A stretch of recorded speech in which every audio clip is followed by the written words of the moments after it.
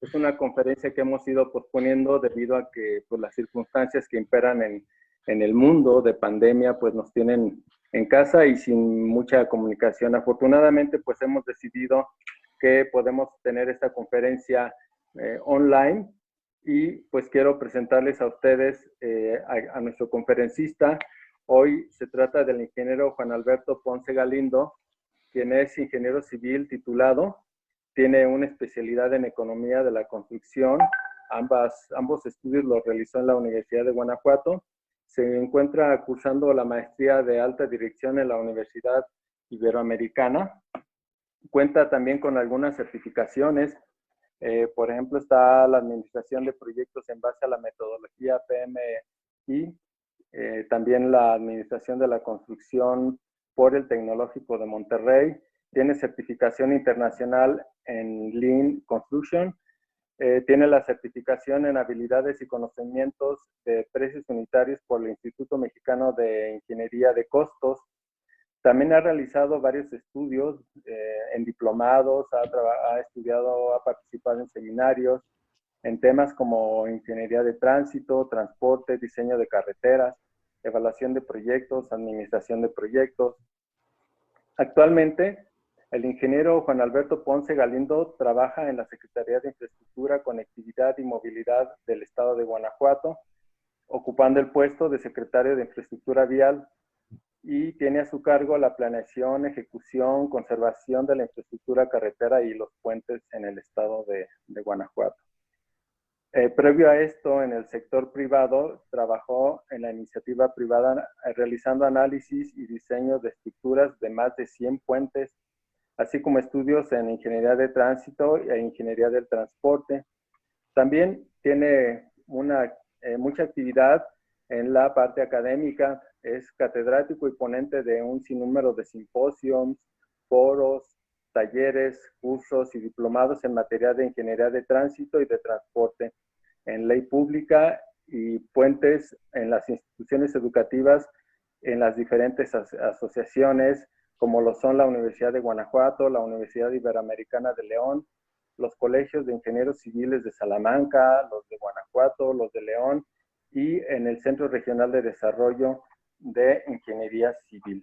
El tema que hoy tenemos, que nos va a hacer favor de compartir, es la optimización de costos en el diseño de losas de puentes. Entonces dejamos con ustedes al ingeniero Juan Alberto Ponce Galindo. Por favor, ingeniero Juan Alberto Ponce Galindo, tiene usted la voz. Muchas gracias por apoyarnos con esta ponencia. Muchas gracias, doctor. ¿Sí me escuchan bien? Sí, sí, muy bien. Sí, se escucha. Bueno, pues muy buenas tardes a todos y todas ustedes. Primero que nada, agradecer la invitación a la mesa directiva de la MITAP Delegación Guanajuato por la invitación a impartir esta conferencia de optimización en el diseño de losas entre traves en puentes. Y pues vamos a dar inicio. Antes que nada, antes de entrar en materia, quisiera hacer una reflexión sobre el atraso que hemos tenido en México, en el mundo en general, en lo que es la adopción tecnológica en la industria de la construcción. Si se fijan, la industria de la construcción es la segunda más atrasada en la adopción tecnológica, solamente por arriba de la agricultura y la caza. Prácticamente las tres primeras actividades económicas que vienen desde la prehistoria. Nos hace falta más investigación, más tecnología en este sector. Otra parte muy importante es aplicar la ingeniería de valor. En Estados Unidos está esta guía del AASHTO que se llama Ingeniería de Valor, la cual utilizan para el diseño de sus carreteras y puentes. En México todavía no estamos aplicando esta ingeniería de valor, se aplica pero solamente en la parte privada y sobre todo en la industria inmobiliaria. Hace algunos años, en un Congreso Nacional de Ingeniería de Estructuras de la Sociedad Mexicana de Ingeniería Estructural, Letaud presenta un artículo que se llamaba Cálculos no estructurales. Me llamó mucho la atención porque decía él que el responsable del cálculo estructural comparte el objetivo con el desarrollador de optimizar recursos a través de diseñar la combinación de formas y materiales que desempeñen una función de resistencia a un menor costo posible. Esto para determinar la estructuración más económica. Para ello se debe de argumentar con un análisis basado en precios unitarios y volúmenes bien determinados para cada una de las alternativas. Bueno, en este sentido, tenemos que hacer este tipo de análisis desde que realizamos nuestro proyecto ejecutivo. Este método de la ingeniería de valor nos sirve para no tener que estar adecuando y adecuando y adecuando un proyecto ejecutivo antes de una obra. Para comparar los costos de las diferentes alternativas de diseño de las normativas que vamos a ver el día de hoy, vamos a hacer una comparación entre lo que es la normativa del AASHTO, las normativas mexicanas y demás, basado en esta parte de la ingeniería de valor. En este procesito arranca desde una fase de información donde primero hay que obtener toda la información disponible sobre el comportamiento y las metodologías de diseño para resolver un problema.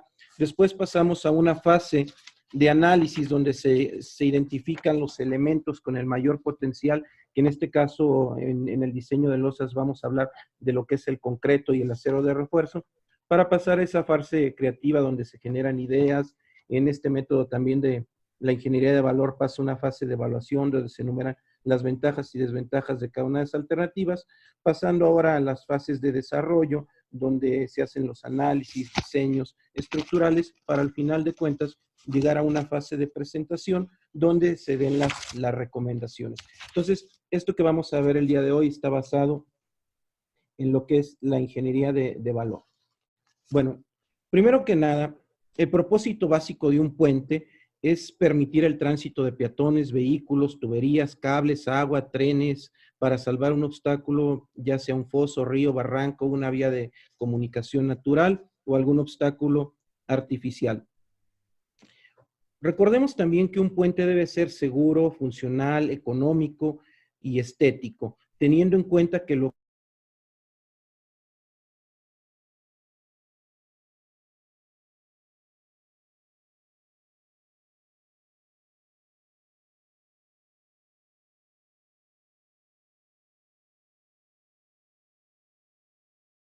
colgantes. De acuerdo a su comportamiento estático, los puentes se pueden clasificar, los puentes en viga, como simplemente apoyados continuos. En este tema que vamos a entrar hoy en materia, vamos a ubicarnos en los puentes en viga y sobre todo el diseño de losas de puentes simplemente apoyados.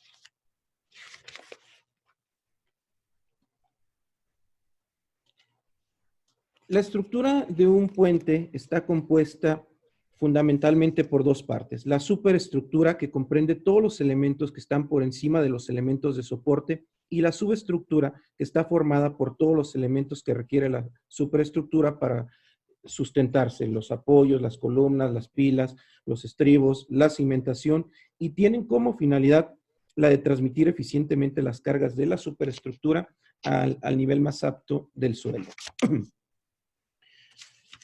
La superestructura en este caso tiene como principales componentes la superficie de rodamiento sobre la cual circulan los vehículos. Esta puede ser asfalto o puede ser la misma losa de concreto. En este caso, la losa, que es el elemento principal que vamos a analizar el día de hoy, tiene como función principal la de distribuir las cargas transversal y longitudinalmente en todo el puente. También dentro del tablero superestructura de un puente tenemos las vigas, que son los miembros principales del puente y se diseñan para resistir la flexión. Bueno, hay un libro de Chen y Duan que se llama Bridge Engineer Handbook. En él, ellos indican que las losas de los puentes no solo deben de proporcionar la superficie de conducción para el tránsito, sino que también admiten y transfieren cargas vivas a los miembros principales que soportan la carga, como son los largueros y las vigas de la superestructura.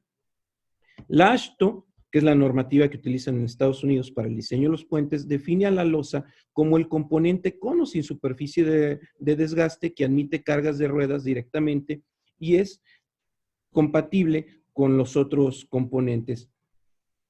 Las losas de concreto armado se colocan sobre elementos preforzados, en este caso vigas, para formar una sección compuesta. Esta losa, además de aumentar la capacidad de la sección, dado que tiene una función de rigidizar el tablero tanto en el sentido vertical como para repartir las cargas uniformemente sobre todas las traves, esto también en la parte horizontal. Estas losas también nos sirven para evitar movimientos relativos entre las vigas y hacer las funciones de un tipo como diafragma rígido. En las losas vamos a tener prácticamente dos tipos de materiales, lo que es, como se los mencioné en un par de láminas anteriores, el acero de refuerzo y el concreto hidráulico. Vamos ahora a entrar un poquito a ver algo de la historia de los puentes, de cómo fueron el diseño de las losas a lo largo de la historia. La primera teoría racional sobre el comportamiento de las losas fue presentada en 1811 por Lagrange. Él definió el comportamiento a flexión de los elementos planos mediante una ecuación diferencial de cuarto orden, la cual ustedes pueden apreciar en su pantalla. Algunos de los motivos por los cuales esta ecuación de Lagrange no aplica directamente al diseño de tableros de puentes, siendo que fue la primera, son que las condiciones de borde son muy restrictivas para los casos más comunes de cargas. Las soluciones son complejas, se dan las series infinitas. También en los puntos de aplicación de cargas concentradas aparecen momentos infinitos, además de que no considera el comportamiento inelástico del concreto. Pero era la primera ecuación que se tenía, tomaba la relación de Poisson, nada más aplicaba para una carga uniformemente distribuida arriba de la losa, y con eso se hacían los primeros intentos de cálculo de los tableros de los puentes.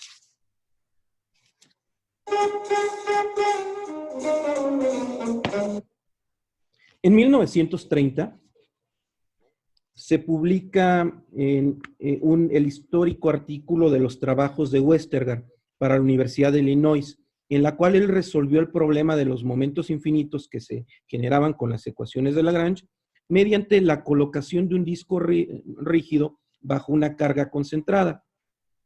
De esta manera determinó una expresión que podía evaluar el momento de diseño en la losa de un puente. En las imágenes podemos apreciar pues, esa losa rígida con una carga vehicular, en este caso puntual, y cómo esa carga se distribuye. Para ello, él decía que el momento era igual a P, que es la carga de la llanta, que en este caso, en esos momentos, los puentes se diseñaban con un vehículo virtual en Estados Unidos denominado H15, la H de Heavy, 15 toneladas inglesas. Estamos hablando que este vehículo pesaba 13.6 toneladas y en el eje trasero tenía una carga de 10.9 toneladas. Por lo tanto, P es la mitad de 10.9, que eran 5.45 toneladas, y eso lo multiplicaba por la separación entre traves, dividido entre 4 veces un ancho de distribución. Sin embargo, posteriormente, y tomando en cuenta que muchas de las losas de puentes en los Estados Unidos estaban fallando por el efecto de la corrosión inducida en el acero por el uso de las sales descongelantes en invierno, se decidió modificar arbitrariamente esta fórmula. En esta fórmula, la carga puntual P se multiplica ahora por la separación entre traves más 2, dividida entre 32 pies. Hay que tener en cuenta que el método de Westergaard supone que las losas trabajan a flexión simple, asimilando las cargas perpendiculares a su plano, solo a través de fuerzas cortantes y momentos flectores. O sea, asume que la losa trabaja a flexión.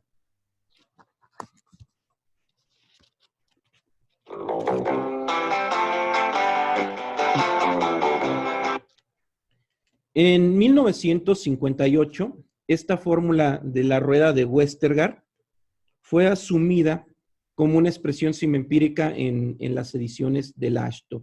Y desde ahí, desde 1958 hasta prácticamente al 2007, se utilizó para diseñar todas las losas de los puentes en Estados Unidos.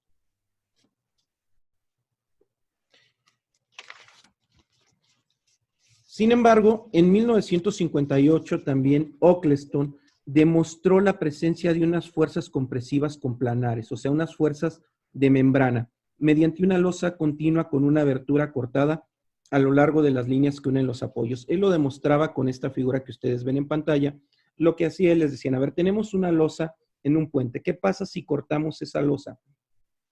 La losa se va a autocomprimir, va a tener unas fuerzas compresivas compronares, o sea, actúa como membrana. En dicha abertura colocó finalmente encajados 4 bloques rígidos, simulando el paño central de la losa. Al aplicar la carga en el paño, los bloques sufren un desplazamiento lateral debido a la deflexión. El desplazamiento es restringido por los paños adyacentes, generándose esfuerzos de compresión. Así el paño puede soportar la carga aún sin tener resistencia a la flexión. Esto fue lo que descubrió Oakleston. En pocas palabras, dice que las losas no actúan completamente a flexión, como lo decía Westergaard, sino que actúan a compresión.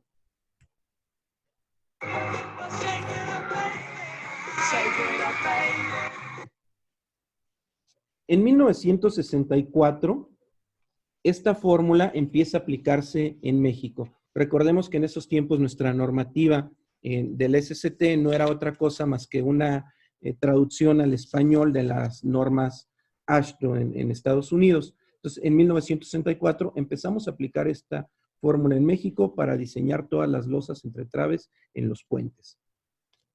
Recordemos que en México, a diferencia de Estados Unidos, nuestros reglamentos de tránsito han permitido cargas más pesadas que las permisibles en Estados Unidos.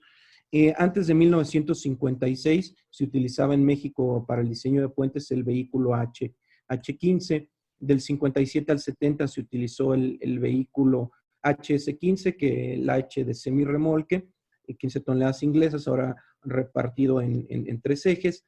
Y después de 1970, para el diseño de las losas en puentes en México, se utilizó el HC20, que tiene un peso total de 32.6 toneladas, de los cuales su eje más pesado es de 14.52 toneladas. Por lo tanto, esa carga P para el diseño de losas es la mitad del eje, que es igual aproximadamente a 7.26 toneladas. También tenemos que recordar que antes de 1960 utilizamos para el diseño de nuestros puentes acero de grado estructural de 2530. Después de 1960 utilizamos el acero de alta resistencia de FY 4200 kilogramos sobre centímetro cuadrado.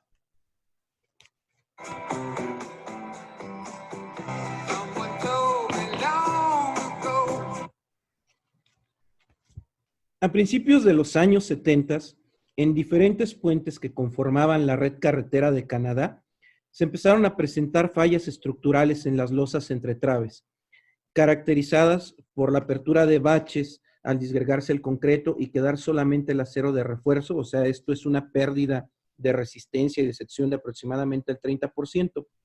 Y también, pues, en esos momentos había un incremento de la carga viva. Sin embargo, no se presentaban fallas estructurales. Entonces, en lo que es el Ministerio de Transportes y Comunicaciones de Ontario, Canadá, comenzó a realizar investigaciones de las teorías de diseño de tableros de puentes, calculando en ese tiempo a mano, de manera manual, por elementos finitos, los esfuerzos en las losas debido a la presencia de cargas puntuales, con lo cual pretendían mejorar los resultados de la rueda de Westergaard.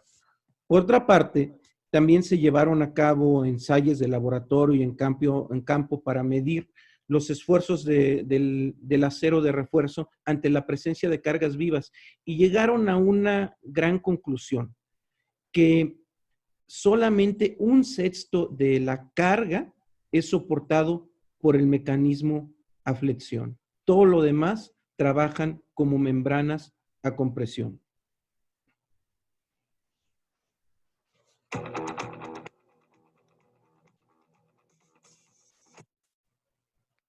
En 1979, en Canadá, publican lo que es el Código de Ontario. Esto ya con las investigaciones, los estudios de campo que se realizaron, y en este código ellos dicen ahora que se permite colocar en las losas únicamente refuerzos nominales por temperatura debido a que las losas trabajan como membranas, es decir, por la generación de fuerzas de compresión en su plano y no a flexión. Todas estas investigaciones realizadas dieron como resultado que desde el punto de vista estructural, las losas calculadas conforme a las especificaciones AASHTO de los Estados Unidos, basadas en la rueda de Westergaard, estaban sobradas aún para las nuevas cargas. Entonces, ellos lo que proponen es que se debe de colocar acero nominal o un acero por temperatura en todas las caras de la losa. ¿En qué porcentaje? En un 3% del área de concreto. ¿Cuál es el área de concreto? Es el ancho unitario, que en este caso serían 100 centímetros, por el peralte efectivo.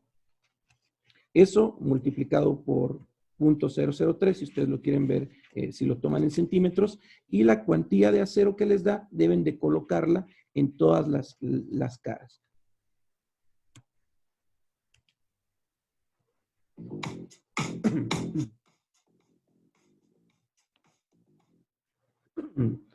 En AASHTO, bueno, en las décadas de los 80s y los 90s, en varios estados de los Estados Unidos de Norteamérica se llevaron a cabo diversas investigaciones y estudios de campo que tienen a bien confirmar los resultados obtenidos en la provincia de Ontario, Canadá, y que pues estos estaban dando pauta a modificar la AASHTO. Esto debido a también en 1982 Rankin hace una publicación de un artículo donde también confirma que hay una acción de arqueo que ocurre debido a la restricción de la losa en la dirección transversal. Las vigas del puente y otras partes del sistema del puente proporcionan esta restricción, por lo cual la resistencia adicional obtenida de esta acción de arqueamiento permite una reducción de los requisitos del acero de refuerzo. En 1994, la AASHTO hace la publicación de manera paralela a lo que fueron las especificaciones estándar de la AASHTO, usando una metodología de cálculo más compleja denominada diseño de factores de carga y resistencia similar a las normativas europeas y canadienses, la cual estaba basada en las investigaciones más recientes sobre el comportamiento de puentes carreteros. Sin embargo, este método LRFD se lleva a cabo en un análisis del dimensionamiento de las estructuras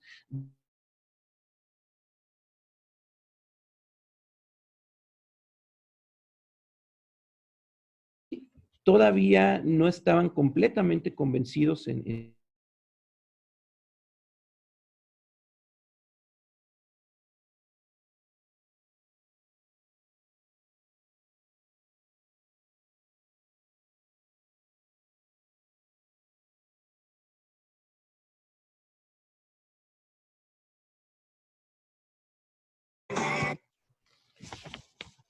desde el año 2000, antes del año 2000 en México, pues no teníamos una normativa propia para el diseño de puentes carreteros y como les comentaba, usábamos una traducción al español del AASHTO 2004.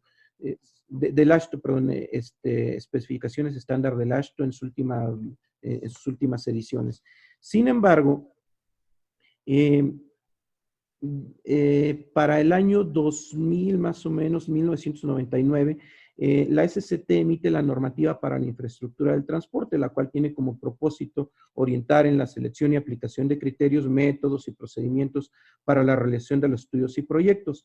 Dentro de esa normativa, en el año 2004, publica la norma NPRY-CAR 601-007-04, referente a la distribución de cargas, donde en esta fórmula, en esta norma, nos dice que para calcular el momento en las losas entre traves de los puentes, el momento va a ser igual a la separación entre traves más 0.6 metros divididos entre 0.5 metros que multiplican a una fuerza P, donde nos dice que esa fuerza P es igual a 6.25 kilogramos.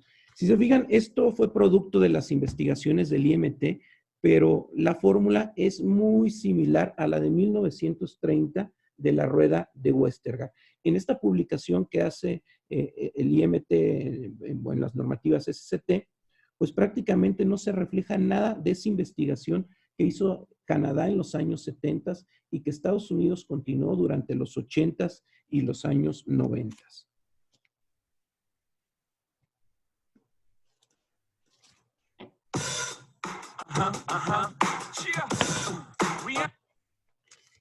En el 2007, en octubre, ya se usa oficialmente en los Estados Unidos de Norteamérica la normativa AASHTO-LRFD, sustituyendo a las especificaciones estándar del AASHTO, las cuales son consideradas obsoletas e incluso para algunos casos erróneas. En esta edición de la AASHTO, para el diseño de losas, maneja tres métodos. El primer método es el método tradicional o análisis aproximado, el cual también es conocido como el método elástico o método de franja equivalente, en el cual el tablero se divide en franjas, generalmente de 1 metro, y se analiza como un elemento a flexión. Nada más aquí lo único que cambia es que ellos ya no utilizan el vehículo HS20 para el cálculo del vehículo. Aquí utilizan un nuevo vehículo denominado HL93. Este método es análogo al de las especificaciones estándar del AASHTO 2002, que utilizaban la rueda de Westergaard, pero un poco más detallado. También esta normativa nos permite un método de análisis refinado por el método de elementos finitos, en el cual el tablero se modela utilizando segmentos tridimensionales detallados o elementos de placa. Sin embargo, en esta normativa aparece el método empírico, también conocido como el método del Código de Ontario, que ya utilizaban en Canadá en su publicación del Código de Ontario en 1979, y nos dice que para la aplicación de dicho método, el tablero, si cumple ciertos criterios que vamos a ver a continuación, se le puede asignar una cantidad mínima de acero de refuerzo transversal a las capas inferiores y superiores de las losas, suponiendo que el tablero resiste las cargas concentradas de rueda a través de esa acción de arco que comentábamos. El uso de este método de diseño empírico para losas de puentes aplica excepto en los voladizos del tablero, donde se presentan momentos transversales negativos, y él no tampoco aplica para los tramos continuos de losas. Por eso les comentaba desde un inicio que este método es para los puentes en viga en las losas simplemente apoyadas. Bueno,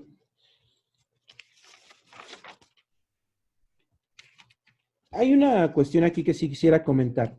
En esta normativa que les mencionaba anteriormente de la SCT en su edición 2004, ellos, referente a la distribución de carga, señalan que al menos que se realice un análisis más detallado o que se empleen métodos más exactos, se debe de utilizar el método elástico o método de franja que les mencionaba en unas láminas anteriores, equivalente, por lo cual la losa se analiza como un elemento a flexión.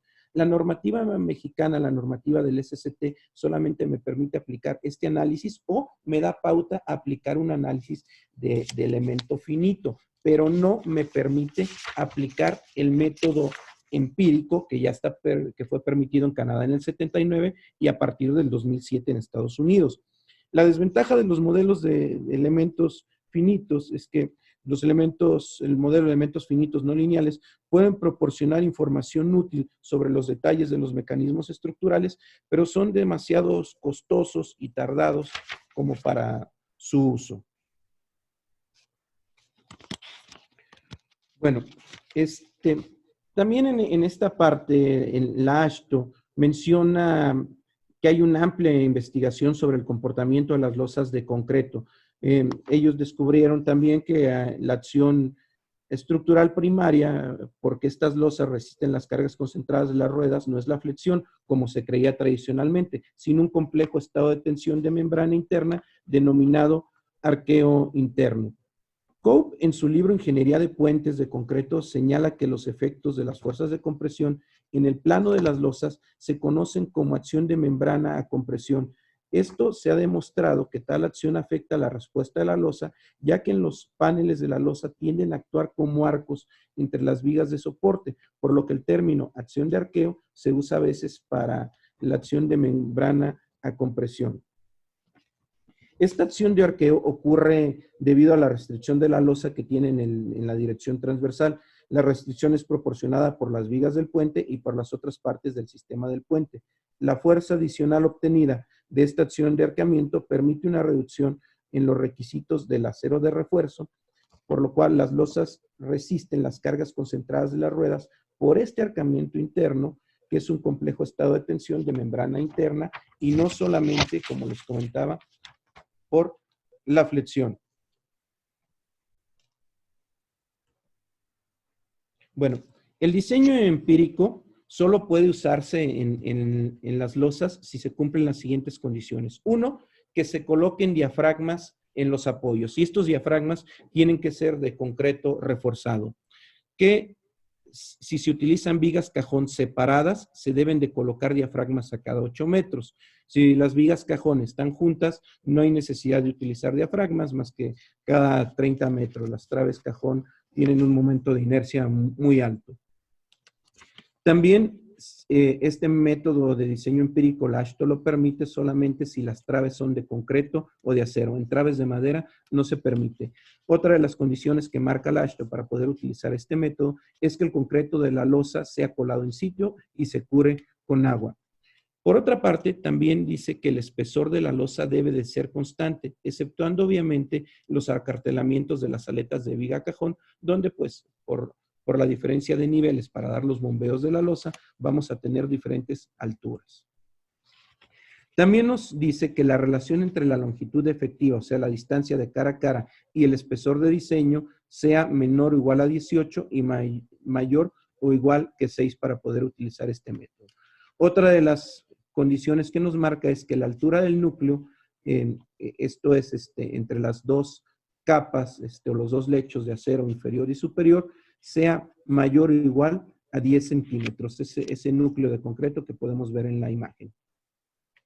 Así también nos dice que la longitud efectiva, o sea, la separación entre traves, sea menor a 4.1 metros para que este diseño empírico pueda ser aplicado. Y otra cosa que es muy importante, el peralte de la losa debe de ser mayor o igual a 17.5 centímetros. También el voladizo de las losas en las caras extremas debe de ser como mínimo 3 veces el peralte de la losa y debe de haber una guarnición para nuestro parapeto colada monolíticamente con lo que es la losa. También la resistencia del concreto, y esto es muy importante, a la compresión a los 28 días debe de ser mayor o igual a 285 kilogramos sobre centímetro cuadrado, recomendando que lo ideal es que estas losas de compresión sean de una resistencia de 300 kilogramos sobre centímetro cuadrado.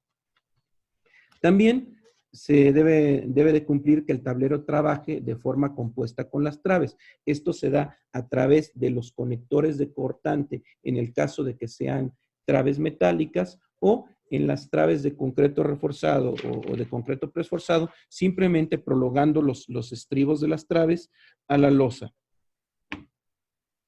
En las traves de acero, como les comentaba, estos conectores de cortante se deben de colocar a cada 60 centímetros.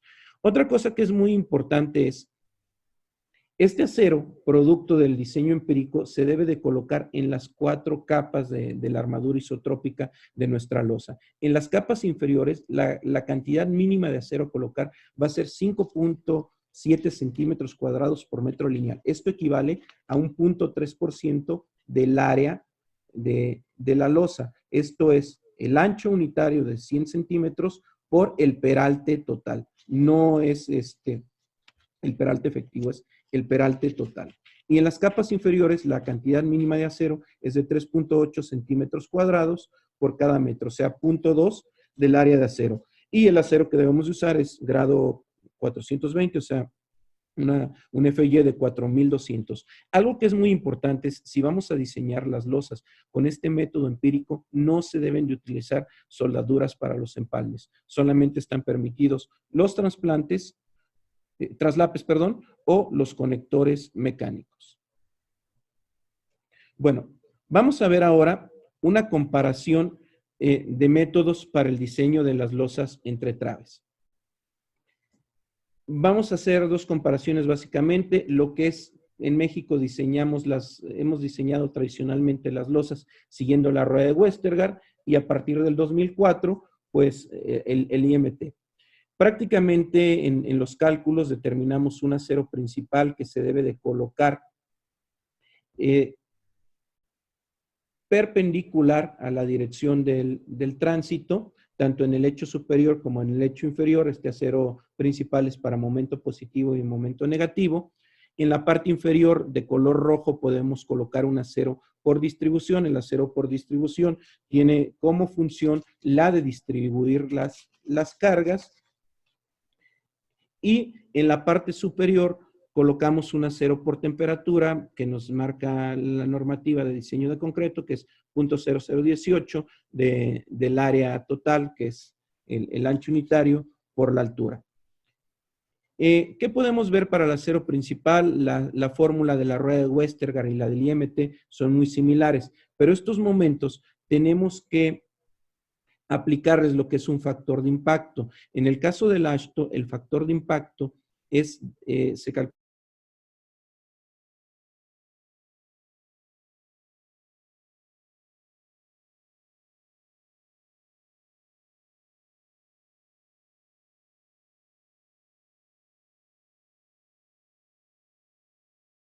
por ejemplo, en el AASHTO, para el momento último, el momento de carga muerta se suma a 1.67 del momento de carga viva más impacto y todo eso se multiplica por 1.3. En la normativa del SST-IMT, el momento de carga muerta se le suma el momento de carga viva más impacto multiplicado por 1.5 y todo eso por 1.3. Los aceros de distribución en ambas normas prácticamente se calculan igual. El acero por temperatura tampoco tiene variación. Bueno, si hacemos el cálculo del acero principal, considerando en lo que es la AASHTO 2002, ustedes pueden ver la cuantía de acero en pantalla dependiendo de la separación o el claro de diseño entre traves. En esta gráfica podemos ver cómo va variando esa cuantía de acero de acuerdo al método tradicional del AASHTO en línea morada, de 1.3 hasta 2.5 metros de separación. Ahora, si aplicamos las fórmulas del IMT para calcular el acero de refuerzo en estas losas, nos da una cuantía superior incluso a la famosa rueda de Westergaard de 1930. Esto quiere decir que está todavía más sobrada. Acuérdense que los canadienses en el 79 dijeron que las losas trabajaban como membranas a compresión y que todas las losas diseñadas por la rueda de Westergaard estaban sobradas incluso para las cargas actuales. Bueno, pues con la fórmula del IMT nos da todavía más acero en las losas. Como les comentaba, en el 2007, en la publicación del AASHTO, salió un método elástico aproximado, que lo podemos ver de color verde, el cual da una cuantía menor a la rueda de Westergaard, ya después de separaciones entre traves de 1.8 metros. Pero ahora, si aplicamos el método empírico, donde nos dice que es 0.3% del área de una losa, vamos a suponer para este ejemplo un peralte de una losa de 20 centímetros, que es lo común que usamos en México. Recuerden que las losas las diseñamos con una resistencia de concreto de 250 kilogramos sobre centímetro cuadrado. Pues la cuantía de acero es de 6 centímetros cuadrados por metro lineal. Así tenga yo un claro de 1.3 metros a 2.5 metros.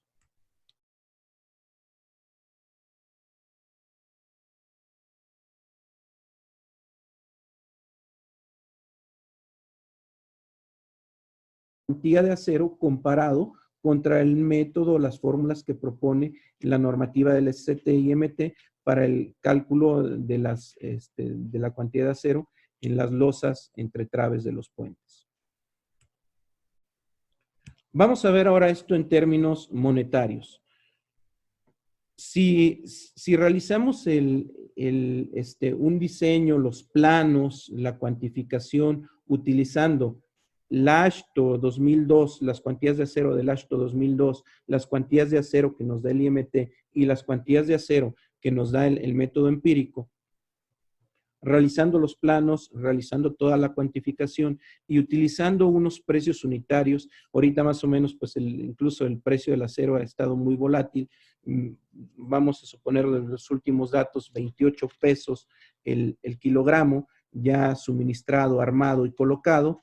Del concreto de 250 que se utiliza para el diseño del AASHTO 2002 o del IMT, en 2.700 el metro cúbico. Y recuerden que si utilizamos el método empírico, le tenemos que colocar a la losa un concreto de resistencia de 300 kilogramos sobre centímetro cuadrado. Este concreto aproximadamente en el mercado nos anda como en 3,100 pesos el metro cúbico. Todos estos montos masiva. Bueno, ahí podemos apreciar en la gráfica más o menos cuánto nos costaría un metro cuadrado de losa si la calculamos por el método del IMT, la calculamos por el método de la AASHTO, todavía usado hasta el AASHTO 2002, o si utilizáramos el método empírico. Y en la tabla que ustedes ven en un costado, vienen las variaciones. Para claros de 1.3 metros, sí resultaría más caro hacerlo por el método empírico que por los métodos tradicionales. Sin embargo, a partir de claros o separaciones entre traves de 1.5 metros, empezamos a tener ahorros en las losas. Estos ahorros pueden ser del orden de 100, 150 pesos por metro cuadrado de losa. Y tal vez no suene mucho una cantidad de un ahorro.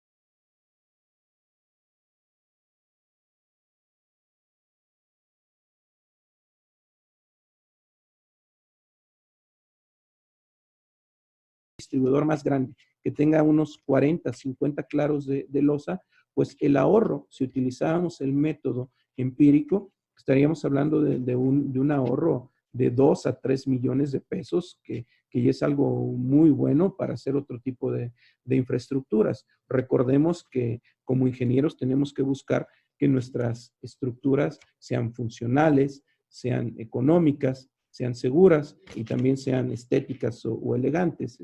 Así lo marca la normativa de Estados Unidos. Por lo tanto, si nosotros utilizamos el método del SST y del IMT, pues estamos generando una cuantía mayor en las losas de acero y que nos salgan más caras, dado que, pues como ya bien ha sido comprobado en Estados Unidos y Canadá e incluso en algunas partes de Europa, las losas entre puentes actúan como membranas a compresión. Ya como conclusiones, podemos decir 4 conclusiones básicamente. Una, para claros de diseño de losas entre traves, al usar el método empírico, se obtienen ahorros en el costo de dichas losas. Otra de las conclusiones es, debido a las ventajas antes mencionadas, en México deberíamos de profundizar más en este tema. Deberíamos de hacer una prueba piloto aplicándolo en algunas obras de puentes, en vialidades primarias o secundarias, en las cuales sean monitoreadas, y esto de pauta a que pueda incorporarse en la normativa del SST dicho método empírico.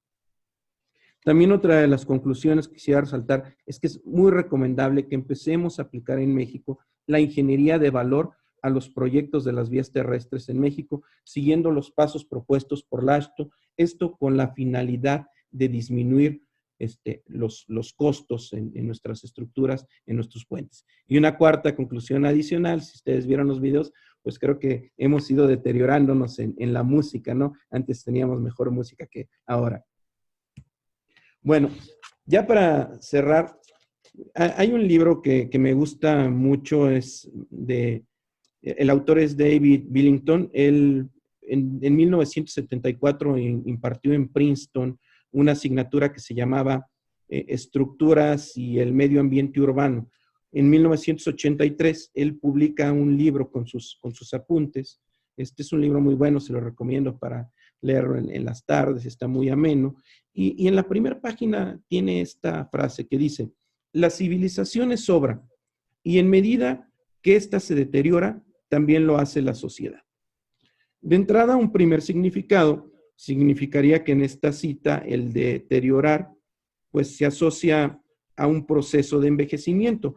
Pero si continuamos leyendo el libro, no solamente ese significado de deterioro es asociado a ese proceso de envejecimiento, sino también es asociado a un deterioro de los ideales y actitudes con los cuales diseñamos nuestras obras. Entonces, lo que los invito es, busquemos nuevas maneras, apliquemos ingeniería de valor y demás para seguir haciendo mejores obras, optimizando recursos. Esto prácticamente es lo que les quería compartir. Les dejo la bibliografía utilizada para toda esta ponencia, todos los artículos en los cuales está fundamentado. Y pues agradecerles mucho su atención. Abro el micrófono por si hay alguna pregunta. Les dejo mi correo electrónico porque si hay alguna duda. También tengo un canal en YouTube. Me pueden buscar como Alberto Ponce Galindo. Ahí subo varios videos.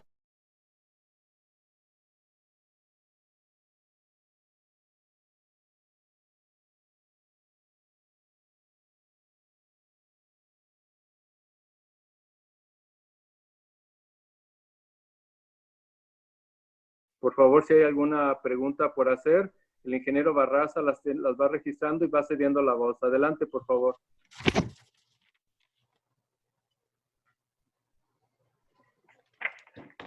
Un segundo, Mari Carmen. Ale Vizguerra, bien. A ver, vamos a permitirle a Mari Carmen. Mari Carmen. María Carmen, a ver, adelante.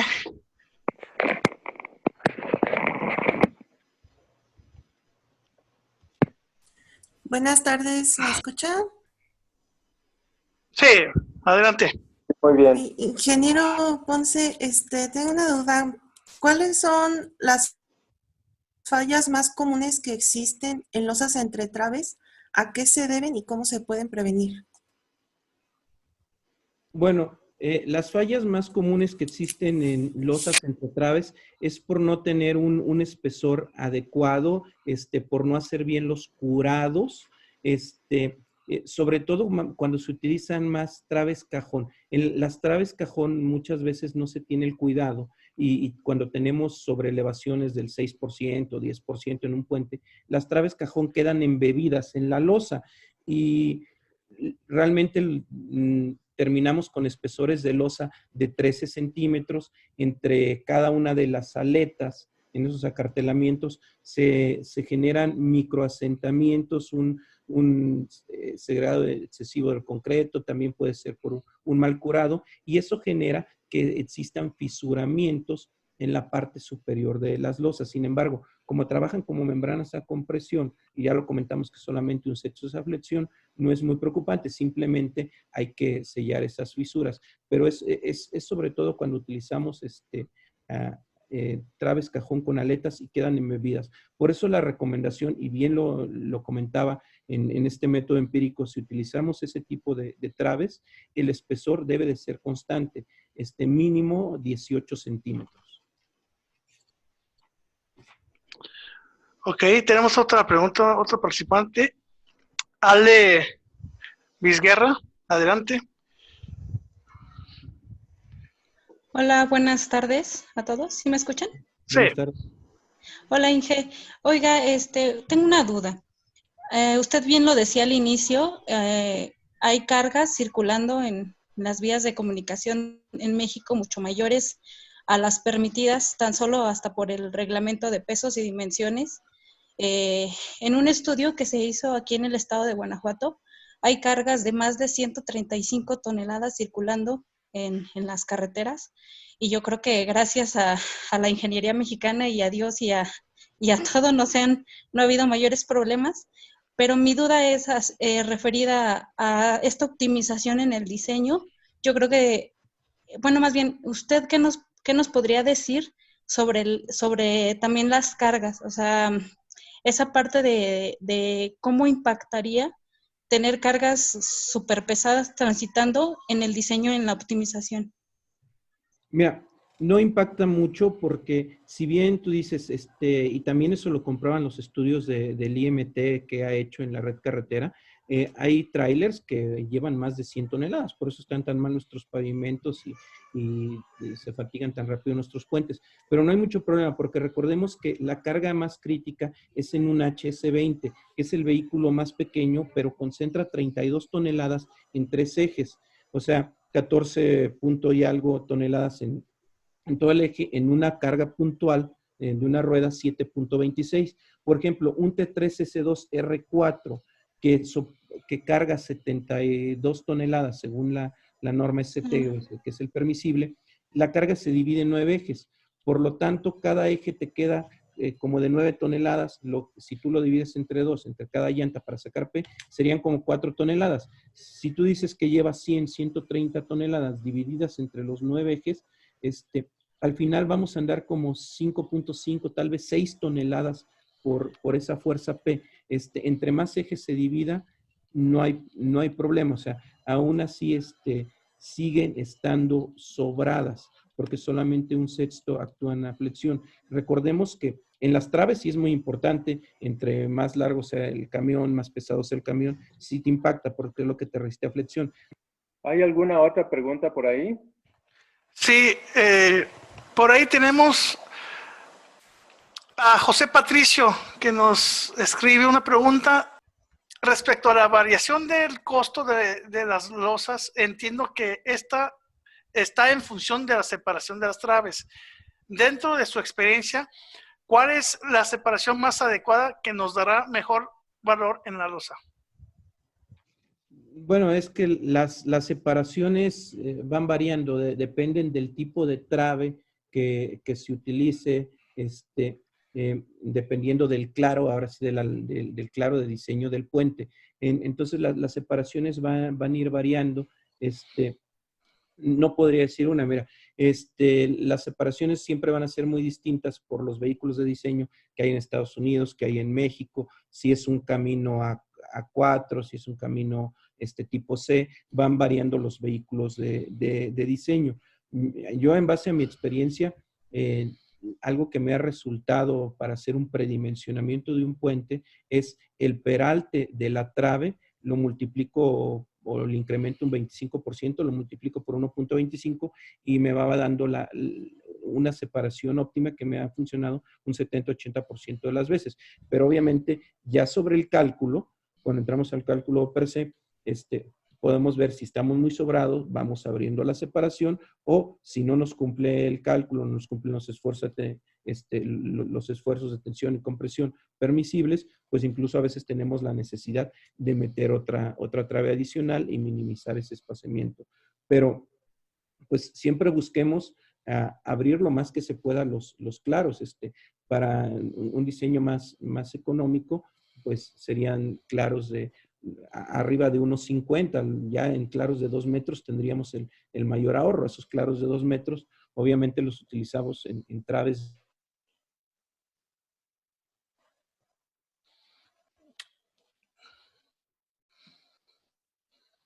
30 metros, 36 metros, cosas por el estilo.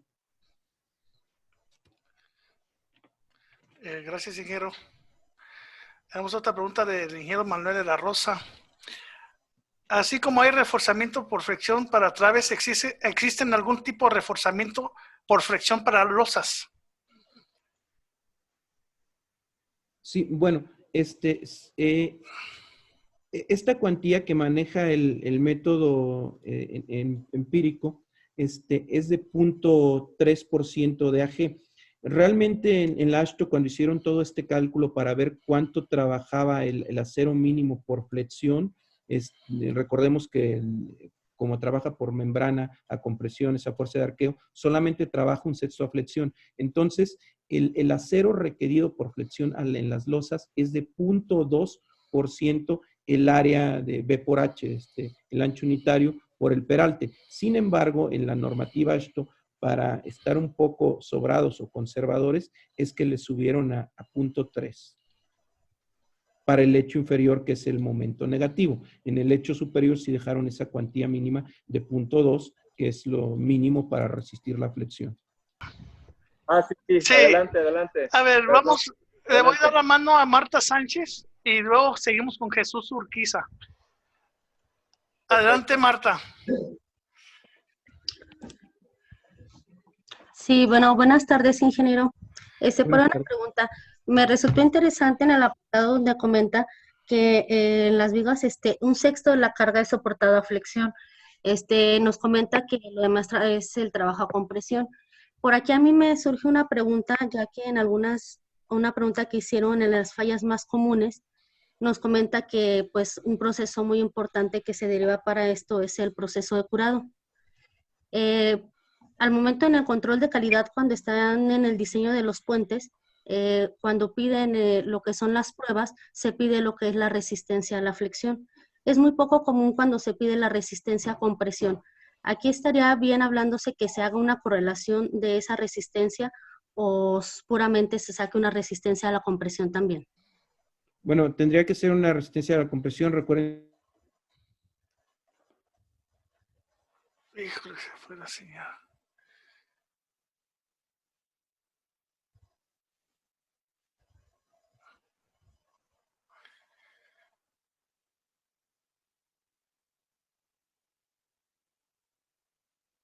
Urquiza.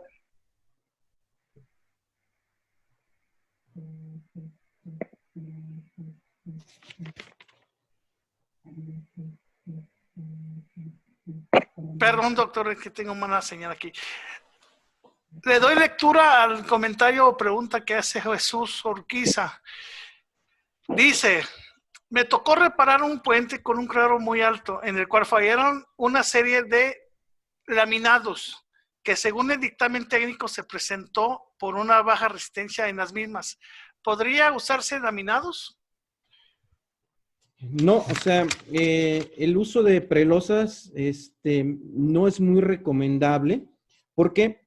Porque las prelosas, ¿qué es lo que se hacía? Se calculaban como una cimbra perdida, o sea, solamente para soportar la carga muerta, que era el peso del diferencial de losa. Normalmente estas prelosas eran de 8 centímetros más o menos de espesor y arriba se colocaban los 12 centímetros de losa.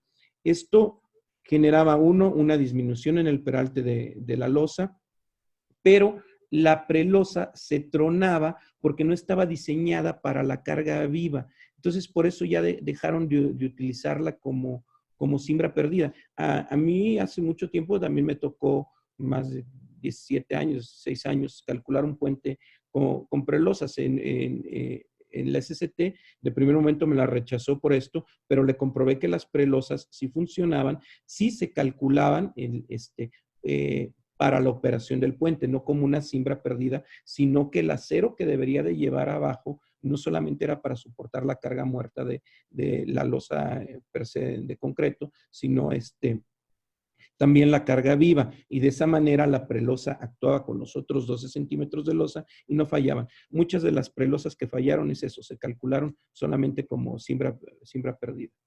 Sí, ya Muy bien. son todas las preguntas. Sí, pues, ingeniero Juan Alberto Ponce Galindo. Sí, muchas gracias, ingeniero Juan Alberto Ponce Galindo. La verdad es que me gustó mucho. Hay que reconocerlo que manejas con mucha fluidez el tema, pero también la música, y la has intercalado de una manera excelente. De acuerdo a cómo iban los avances tecnológicos, pues ibas metiendo la música de mayor éxito en su momento. Muchas gracias por tu apoyo, por tu colaboración, por esta conferencia. En otro momento, pues te daremos el reconocimiento de esta conferencia y un regalo. De momento, pues recibe un abrazo virtual muy fuerte. Si me permiten, quiero comentarles que ya el simposio que tenemos en planes para el día 4 y 5 de febrero del 2021, pues ya ha quedado registrado en la Agenda Nacional de la MICTAC, de tal manera que ya es oficial, ya podemos decirlo, podemos empezar a trabajar y hacer publicidad al respecto, para que nuestro evento pues sea exitoso. Los invito a que se unan al equipo a trabajar. Bueno, pues no hay más comunicados. Si no hay otra cosa por ahí, Barraza o los presentes asociados.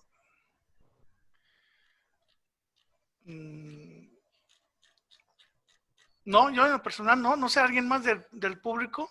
Yo creo que ya se están despidiendo muchos. Sí, muy bien. Pues entonces damos por concluida esta sesión y un fuerte abrazo para todos, un fuerte abrazo virtual. Ya habrá un momento para tener contacto personal y hablar de cara a cara.